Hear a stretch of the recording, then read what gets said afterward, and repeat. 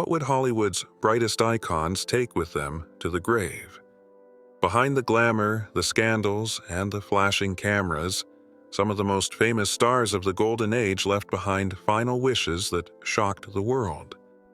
From diamond earrings and secret ashes to crypts chosen for love or for revenge, these burial requests were anything but ordinary. Today, we're diving into the strange, mysterious, and unforgettable ways Hollywood's legends chose to say their last goodbye. Elizabeth Taylor, fashionably late to her own funeral. Elizabeth Taylor, the violet-eyed queen of Hollywood, lived a life as extravagant as the jewels she adored. And, in true Elizabeth fashion, she wasn't about to let death stop her from making a statement. Her final request: to arrive at her own funeral fashionably late. Literally. She left behind instructions that her casket should not enter the service until 15 minutes after it began. Guests were already seated. The atmosphere was solemn, and then Elizabeth rolled in like the star she had always been. It was her last red carpet entrance, and it left everyone stunned. But she didn't stop there. Elizabeth, who had married 8 times, also asked to be buried with a pair of her favorite diamond stud earrings, rumored to be worth more than most people's houses. For a woman who lived in luxury, those diamonds became a final symbol of her sparkle. And here's the real twist. Her grave at Forest Lawn Memorial Park is completely unmarked. No statue, no stone, nothing. Why? Some say she wanted privacy after a lifetime of scrutiny. Others believe she didn't want her grave to become a tourist attraction. Whatever the truth, Elizabeth's final performance was as bold and mysterious as her life. But Taylor wasn't the only one to leave people whispering at her funeral. Joan Crawford, a chilling goodbye. Joan Crawford, the queen of melodrama, built her career on commanding attention. Yet her burial request revealed a fractured personal life that contrasted sharply with her glamorous image. She asked to be cremated and placed in a modest crypt at Ferncliff Cemetery in New York, far from Hollywood. For someone who dominated screens, the simplicity was surprising. But the real shock came from her will. Joan deliberately excluded her 2 eldest children, Christina and Christopher, leaving them nothing but one cold line, for reasons which are well known to them. This wasn't just paperwork, it was a dagger. Years later, Christina published the infamous memoir Mommy Dearest, accusing Joan of cruelty behind closed doors. That book turned Joan's final decision into a lasting scandal. Even her ashes reflected contradiction. While her career was filled with glamour, her resting place is quiet and understated. For someone who spent a lifetime demanding the spotlight, her grave leaves behind more questions than answers. And while Crawford left bitterness behind, one actor clung to his role so tightly that even in death, he couldn't let it go. Bela Lugosi, Dracula to the End. Bela Lugosi immortalized Count Dracula on screen, but the role consumed him in ways few realized. When he died in 1956, his family honored his eerie request. He was buried in his full Dracula costume, cape and all. It wasn't a publicity stunt.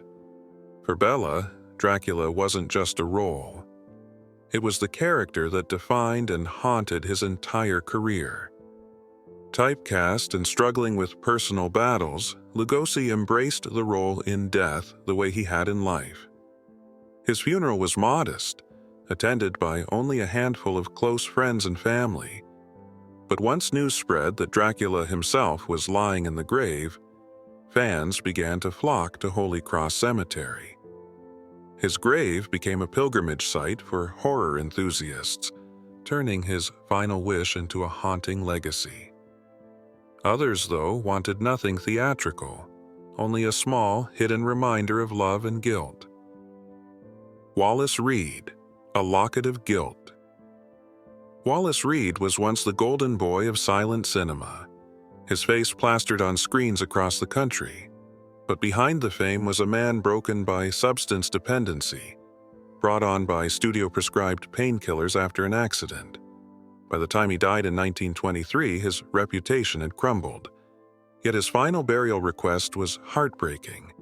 He wanted to be buried with a small silver locket containing a photograph of his wife, Dorothy Davenport. It was a symbol of the guilt he carried, guilt over how his struggles devastated the family who stood by him until the end. He asked for no monument, no grand mausoleum, just a simple grave that stripped away the glamour. The locket stayed hidden with him, a reminder of the man behind the myth. Not every request was about love or regret.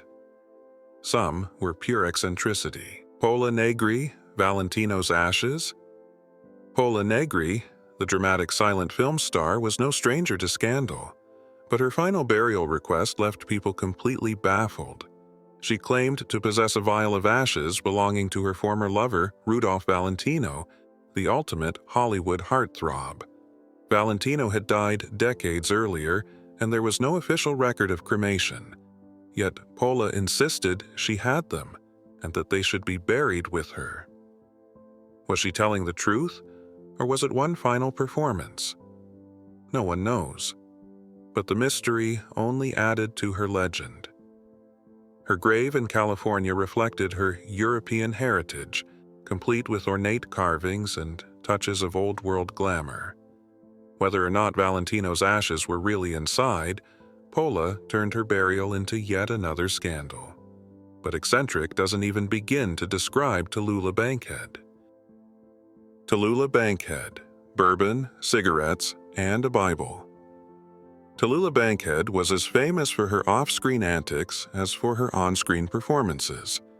Known for her husky voice and rebellious spirit, she made sure her burial request reflected her contradictions. She wanted to be buried with 3 items: a bottle of bourbon, a pack of cigarettes, and a copy of the Bible. A mix of defiance, humor, and faith, all in one. Her final resting place was far from Hollywood, in St. Paul's Churchyard in Maryland, close to her family's roots. For someone who spent her life in the spotlight, her decision to rest quietly at home was surprising. Even in death, Tallulah left people shaking their heads with a smile. And then there were stars whose wishes revealed undying devotion. Clark Gable, Love Beyond Death. Clark Gable, the king of Hollywood, lived a life of power and fame. But his final burial request revealed a softer side. When he died in 1960, Gable asked to be buried next to Carole Lombard, his 3rd wife and the love of his life. Lombard had tragically died in a plane crash nearly 2 decades earlier, and Gable never stopped grieving. Despite remarrying twice, his heart remained with her. Today, the two lie side by side at Forest Lawn Memorial Park. His grave is marked only by a simple plaque. Humble, quiet, and deeply personal. For a man larger than life, his resting place told a story of vulnerability and love that outlasted Hollywood. Others leaned into flamboyance, even in death. Errol Flynn, the statue that never made it. Errol Flynn, the swashbuckling star of The Adventures of Robin Hood, was known for his reckless lifestyle. His final request matched his personality. He wanted to be buried with a 6-foot statue of a nude woman that had stood in his home for years. The statue symbolized his indulgence in beauty and excess. But in the end, the request was rejected. It was simply too impractical to fit into a grave.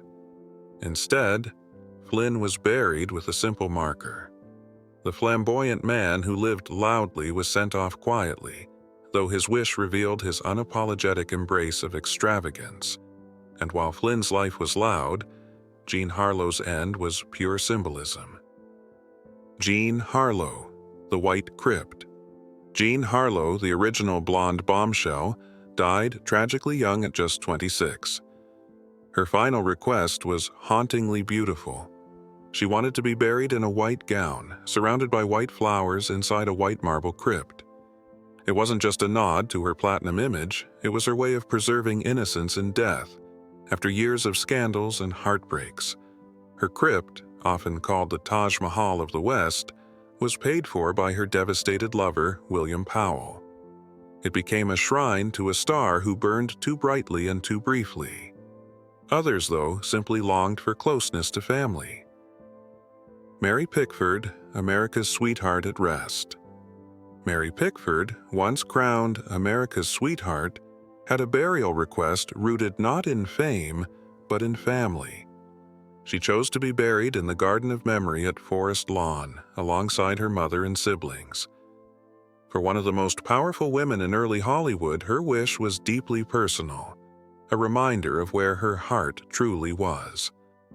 Her crypt bears the title she both loved and resented, America's Sweetheart, a simple reminder of the pressures she carried and the family ties she valued most. Valentino's story, however, became pure legend. Rudolph Valentino, the Lady in Black. Rudolph Valentino, the original Latin lover, died suddenly at just 31. His burial wish was never formally documented, so his family borrowed a crypt for him at Hollywood Forever Cemetery. Nearly a century later, he's still there. But what makes Valentino's grave legendary is the Lady in Black, a mysterious woman who began visiting his crypt every year on the anniversary of his death, leaving a single red rose. No one ever discovered who she was. Some say it was an old lover, others believe it was a publicity stunt. Whatever the truth, the tradition continues today, making Valentino's resting place one of the most visited in Hollywood. And one star ensured her final escape from Hollywood itself. Greta Garbo, alone at last. Greta Garbo spent her life avoiding the spotlight. Her famous line, "I want to be alone," became her signature. And she carried that desire into death. Garbo was cremated and her ashes were buried in Sweden, far from Hollywood. She had purchased her plot decades earlier, preparing for her final retreat long before it came. Her grave is marked with a single word, her name. No grandeur, no epitaph, just the quiet solitude she had always craved. Others, though, turned their burials into one last dazzling performance. Mae West, I'm No Angel. Mae West, the queen of one-liners and unapologetic confidence, ensured her final resting place reflected her boldness. She was buried in Brooklyn in her family mausoleum, dressed in a glamorous gown she had chosen herself years before. On her crypt, an inscription reads, "Mae West, I'm No Angel." It was a nod to one of her most famous films and a perfect send-off for a woman who lived life on her own terms. Even in death, she delivered the punchline. And then there are those who left us laughing.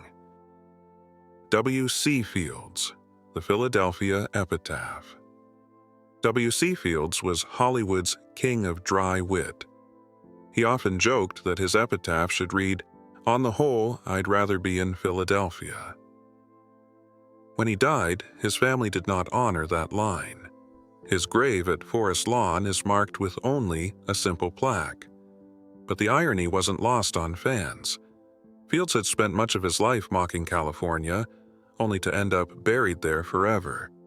Even in death, he left behind a mix of humor, contradiction, and irony. Finally, the original vamp of Hollywood returned to the elements.